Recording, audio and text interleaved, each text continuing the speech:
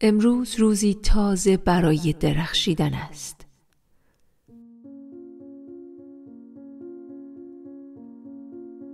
چشمانت را باز کن، نفسی عمیق بکش.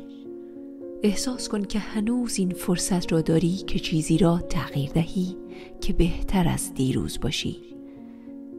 به خدا اعتماد کن و امروز قدم اول را بردار. امروز یک معجزه است. شاید مانند هر روز دیگر به نظر برسد، اما حقیقت این است که در دل همین روز ساده فرصت‌های بیشماری پنهان شدند که به واسطه ی تصمیم تو برای برداشتن اولین گام خود را نشان خواهند داد.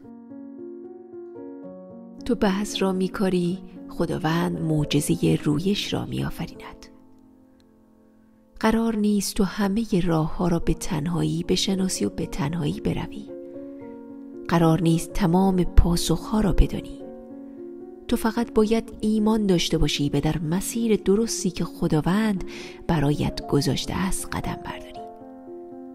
وقتی تلاش خود را میکنی، خداوند آنچه را که فراتر از قدرت توست انجام میدهد. پس نگران نباش، زیرا هر چالشی که با آن روبرو میشوی فقط بخشی از نقشه بزرگتری است که خداوند برای تو در نظر گرفته است. پس در آرامش بمان و استرس ها را کنار بگذار. شاید امروز با مشکلاتی روبرو شوی که به نظرت غیر قابل حل می آیند. شاید چیزهایی که می خواهی هنوز از تو دور باشند، اما ایمان یعنی بدانی که حتی وقتی نمی بینی خداوند در حال کار کردن برای توست.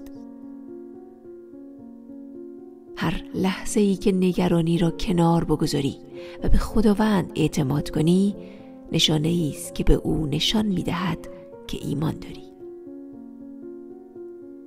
خداوند فقط در روزهای خوب با تو نیست، او در تاریکترین و دشوارترین لحظات نیز به تو وفادار میماند و کنار توست. او تو را میبیند، نگرانی هایت را میفهمد، اشکایت را میبیند و در سکوت برای تو معجزه میکند. با همه وجودم به شما میگویم، خداوند شما را میبیند، نگرانی هایتان را میفهمد، اشک‌هایتان را می‌بیند و در سکوت برای شما معجزه می‌کند. امروز با این باور زندگی کن که خداوند مراقب توست. او از دشمنانت قوی‌تر است. او مسیرهای بسته را برایت باز می‌کند. او افرادی را به سر راهت می‌آورد که تو را به سمت نور هدایت کنند. او به نفع تو کار میکند حتی وقتی که نمیبینی و متوجه نمیشوی. پس صبح خود را با خداوند آغاز کن. چیزی برای از دست دادن نداری، اما میتوانی چیزهای گرانبهایی به دست آوری. پیش از آن که پایت را روی زمین بگذاری، پیش از آن که تلفنت را برداری، پیش از آن که با دیگران حرف بزنی، با خدا سخن بگو. آیا واقعا می توانی بگویی که خداوند در اولویت زندگی توست؟ مهم نیست چقدر سرت شلوغ است، خداوند باید همیشه اولین باشد. به یاد داشته باش هیچ چیز بی دلیل اتفاق نمی افتد. هر روزی که زندگی می کنی و چشمانت را در هر صبح باز می کنی یک هدیه از خداوند است. او به تو ایمان دارد. بهتر است تو نیز به او ایمان بیاوری. پس امروز برخیز، بدرخش، با ایمان قدم بردار و بگذار خداوند راهت را هموار کند. آنچه که به تو میگویم زندگی میکنم. آنچه که به تو میگویم را هر روز لمس میکنم. آنچه که به تو میگویم از سر ایمان به تو میگویم. امید دارم که ایمان تو نیز آنقدر قوی باشد که بتوانی به آنچه که می‌خواهی در زندگی دست یابی. اما برای این کار به این نیاز داری که به او اعتماد کنی. بسیاری از ما تلاش می‌کنیم خدا را در برنامه‌های شلوغ خود جا دهیم، اما این روش درست نیست. تو باید ابتدا خدا را در مرکز برنامه‌ات قرار دهی، سپس بقیه امور را حول او تنظیم کنی. سالها پیش من هم همین مشکل را داشتم تا اینکه خداوند به من گفت چرا برنامه‌ات را حول من نمی‌سازی؟ تفاوت در این است که آیا تو برای خدا وقت پیدا می‌کنی یا از اول وقتت را برای او تعیین می‌کنی. تصمیم بگیر که از امروز زندگیت را بر اساس اراده خدا بنا کنی. تصمیم بگیر که برای او وقت بگذاری، نه اینکه فقط وقتی که باقی ماند را به او فکر کنی. تصمیم بگیر که او را در مرکز هر چیزی که انجام می‌دهی قرار دهی. وقتی خدا را اولویت زندگیت قرار دهی، مسیرهای بسته باز می‌شوند. برکات جاری می‌شوند و آرامشی بی‌نظیر در دلت قرار می‌گیرد.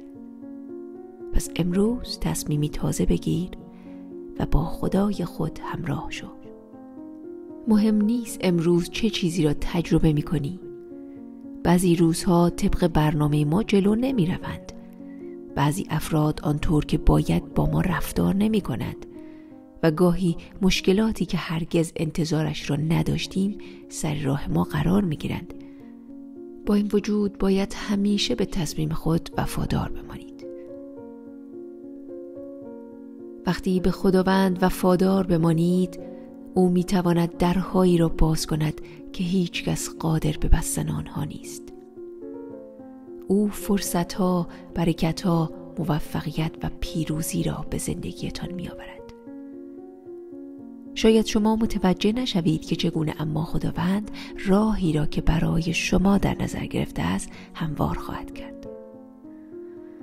پس هر روز صبح با ایمان از خواب بیدار شوید. انتظار داشته باشید که امروز خداوند راهی تازه برایتان بگشاید. انتظار داشته باشید که امروز برکت و رحمت او را ببینید. حتی اگر همه چیز به ظاهر خوب پیش نرود، هرگز از ایمانتان دست نکشید. خداوند قدمهای شما را هدایت خواهد کرد. اگر تنها وقتی خوشحال باشید که اوضاع خوب است، خود را برای ناامیدی آماده کرده اید. زندگی همیشه هموار نیست، اما شما باید تصمیم بگیرید که مهم نیست چه اتفاقی بیفتد، من آرامش خود را حفظ می کنم. اگر رئیستان بی‌انصاف باشد، در آرامش بمانید. اگر همسرتان بدخلق باشد، صبوری کنید. اگر پروازتان تأخیر داشته است، لبخند بزنید. اگر کسی به شما بی احترامی کند، اجازه ندهید که شما را از مسیر آرامشتان بیرون بکشد. امروز هدیه جانب خداوند است، پس آن را هدر ندهید. هیچ اتفاقی، هیچ فردی و هیچ شرایطی نباید بتواند شادی و آرامش شما را از شما بگیرد.